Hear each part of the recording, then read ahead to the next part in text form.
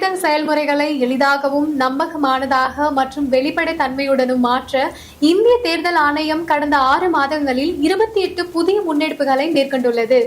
இந்த முன்னெடுப்புகளானது 6 பகுதிகளாக பிரிக்கப்பட்டுள்ளது.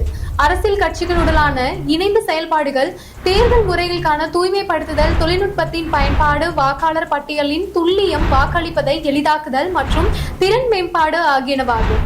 இந்த தொடரில் இன்று ஊடக மற்றும் தொடர்பு அதிகாரிகளுக்கான பயிற்சி குறித்து நாம் பேசுவோம். இந்திய தேர்தல் ஆணையம் புதுதில்லியில் உள்ள ஜனநாயக மற்றும் தேர்தல் மேலாண்மை பன்னாட்டு கல்வி நிறுவனத்தின் ஒவ்வொரு மாநிலம், யூனியன் பிரதேசத்திலிருந்தும் பங்கு பெற்ற ஊடக மற்றும் தொடர்பு அதிகாரிகளின் ஒரு நாள் பயிற்சியினை நடத்தியது.